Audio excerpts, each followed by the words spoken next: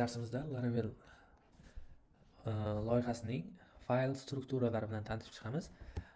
Bu biz yaratgan Laravel loyiha.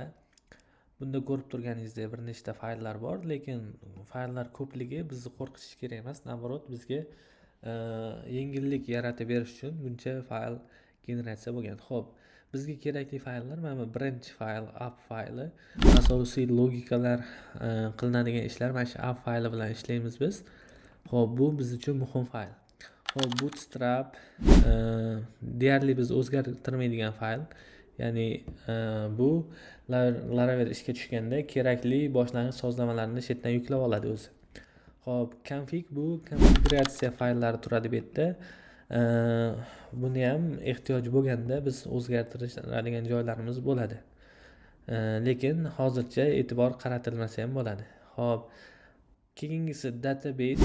Bunda migratsiyalar yoziladi, ya'ni jadvallarning migratsiyalari, seederlar, o'sha bazaga oid ma'lumotlar bilan ishlashda bu papkaga ishimiz tushadi.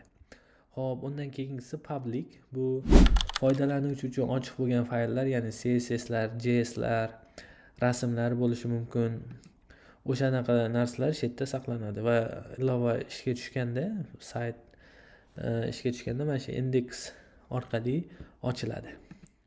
Xo'p, undan keyingisi resource papkasi.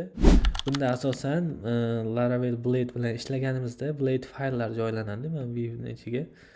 Xo'p, bu ichida default welcome Blade turibdi.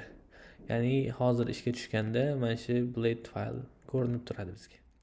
Xo'p, undan keyingisi routes. Bunda biz Blade bilan ishlasak ham, API bilan ishlasak ham bunda ishlaymiz. Chunki asosiy ishlaydiganimiz mana shu routes bilan app papka eng ko'p qiladigan ishimiz. Mana bu yerga yangi routelarni qo'shamiz. Bular bilan hozir ish jarayonida yana ham yaxshi tanishib boramiz. Xo'p, keyingisi storage. Bunda fayllar saqlanadi. Publicda ham saqlasak bo'ladi, lekin storage'da saqlangan fayllar unga gitga chiqmaydi-da. Test qilishimiz uchun, test qilganimizda saqlagan fayllar, ortiqcha fayllar chiqib ketmasligi uchun biz fayllarimizni storage'da saqlaymiz. Foydalanuvchi fayllari, cache va log fayllar shu joyda saqlanadi. Xo'p, test. Bunda test fayllar saqlanadi, ya'ni loyihada yozilgan kodlarni test qilish uchun ham test fayllar yaratib, u testlar yozib sinab ko'rishimiz mumkin bo'ladi. Xo'p, vendor bu asosan loyihaga o'rnatilgan package'larning fayllari shu yerga tushadi. Ya'ni Composer'da install qilganimizda vendor papka hosil bo'ladi va o'sha Composer kutubxonalari va Laravel yadrosining asosiy fayllari shu yerda turadi. Xo'p, undan keyin kichkina fayllar bor.